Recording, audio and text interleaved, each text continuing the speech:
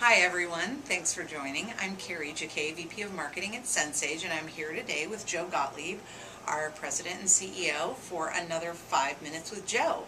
Today we're going to be talking about analysis. It's at the heart of all of the security conversations happening around the world, and whether it's the analysis that folks are doing in-house to try and detect suspicious behaviors, or the analysis being done about the way that breaches are happening. I think it's a hot topic, and we want to break down some of the things we're seeing in the market. So, what's the first thing that you wanted to talk about, the Verizon Yeah, for breach starters, this dates back to February, but Verizon Business published the preview of their annual data breach investigations report back February 28, 2012, and there's some very interesting highlights from that I'd like to draw out because I think they reflect some changes in the sort of the nature of attacks and how people are experiencing breaches. And they also reflect the fact that though all things are still active, so there's still a portfolio mix that we have to pay attention to. So I want to hit some highlights on that. And then I want to take a look at a view provided by Tau Security, the blog, which is a really nice sort of critical eye on how we're examining breach data and what we should infer from it and perhaps what we shouldn't infer from it. So I think that's a healthy way to sort of look at that cross purposes and share some thoughts on that as well. So first off, with the preview, the big highlights are that 85% of the breaches that were documented in Verizon Business's caseload, this is a subset of the total caseload that'll be in the full report, but they did about 90 cases on their own of about 900 that'll be in total for this year's report. And of these, sort of the most prominent method of attack was hacking. So that was ahead of malware, which was, I think, was 57%. So 86% hacking, 57% malware. Oftentimes, though, working together. So compromise something with a piece of malware, but then utilize that to hack, or vice versa. Where hacking is just the active breakdown of a system via some mechanism, where you're logging in, you're trying to spoof authentication, or what have you. Another key thing is that outsiders are perpetrating 90% of the attacks. Insider threat has continued to decline. It's now less than 10%. In fact, I think it's 5% in 2011, looking back, whereas it was 10% in 2010. Caution there, insiders still have the easiest access to stuff, but I think the industry's done a nice job starting to respond to using education, letting people know that it's not so easy to thwart that advantaged access, so leverage that advantaged access to resources that could be compromised. Which I think is also a key point around the controls, where policies are being placed in ways that are more meaningful because they understand, here's the system we're trying to protect, who are the people that need to access that, and trying to build more controls around that. That's right, and fitting controls, right? So you want to try to mold the controls around what you know is the legitimate use of access to content, to systems, resources, etc. And it seems like people are doing a better job of that. Certainly in our discussions with customers, that has been an area of evolution and growth. Employee download volumes, time of day, of access, failed logins, administrators setting up users. All of those things are starting to be sort of areas where it's table stakes. You need to just do that, right? The other thing we notice here in the preview report is that 60% of the cases are still happening when the perpetrated, the breached party, didn't know for months. Okay, so between actual compromise and discovery of the breach, which is often discovered by an external party, and now increasingly it's oftentimes law enforcement, months have passed. And I think this highlights just the real importance, the grave importance of knowing that you have a best effort going on and you've got your finite capacity and your imperfect protections.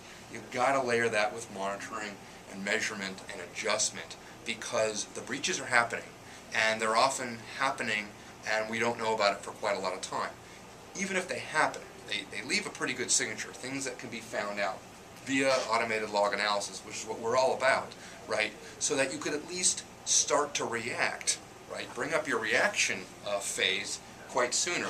Or, if you don't have that, you're going to see repeated attacks, which is often prevalent in this day and age. Now, Oh, wait, and go I ahead. think there's one more thing on that one. So we talk about sort of, they happen over time, but right now in your logs, if you're maintaining them, there are answers that will help you understand what your baselines should look like, understanding what's an acceptable behavior and what probably isn't an acceptable behavior. So just because you may have experienced an incident or you haven't, don't think of those logs as throwaways. Those are opportunities for you to learn and to build a library of what you will and won't accept that you want to see triggered, right? I mean, absolutely true. I mean, yeah. it's we used to say, if I can't use the logs, why would I keep them? That's one I think myth. Secondly, you just implied if the logs didn't produce a smoking gun, what value do they have? Right. Well, on the contrary, they actually help establish that baseline Right. of normal behavior. And you never know what you'll find as you look back, as you start to uncover things of interest. Now let's take a critical angle on this. Tau Security, the blog, I think posed a very, very interesting Go, Richard. attack, and that is, it says 80% of all breaches are preventable. And so he basically Richard tore this apart and said, what's up with that? And first of all, he talked about 80% of what, you got to think about, is it this vertical industry or that vertical industry? Things vary quite a bit. What is a breach after all? Right. Is a breach, when you go all the way and get a critical asset, is a breach, the first step where you might compromise a particular system? Unclear. What does preventable mean? And this is where he really zeroes in on the problems with this statement.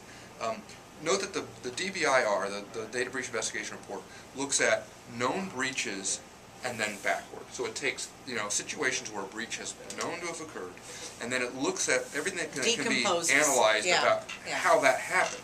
It doesn't look at prevented breaches. So prevention here is not really typically reportable, right? Right. And ultimately there was a nice comment on the blog thread, which was, we really ought to be talking about, if you really want to talk about prevention, let's talk about how many of the attacks were prevented via measures that are well known. Right. And that's really the heart of this matter here. What Tau Security is saying ultimately in their blog is that, yes, if you patch a system with a patch that's been known for 7 days, that is a good housekeeping mechanism to keep up.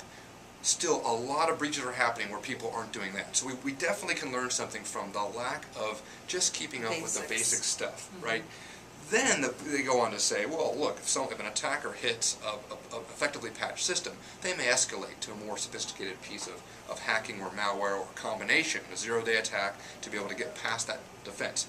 True, but that doesn't mean we throw the baby out with the bathwater. That Right. doesn't mean we don't focus on doing a good job with the basics and knowing where we're not as an industry and as an individual organization, but then also knowing where maybe that layer of defense wasn't sufficient, and we certainly should be thinking about more advanced defenses as well as very active monitoring that go beyond those basic things. So I think it was a good, healthy discussion about, how to look at this data, what to infer and what not to infer. And again, I would close with saying that no matter what you choose to do in terms of your level of vigilance, your level of proactive vigilance with enforcement mechanisms, then just layer on this ability to do the monitoring and to learn from the data, no matter what technology you're using, and iterate on that so that you can continue to evolve that portfolio and not use these reports to feel too futile. I mean, it can feel futile at times. It's not futile. We need to continue making this incremental progress and then keeping an eye on what's going on so we can be best equipped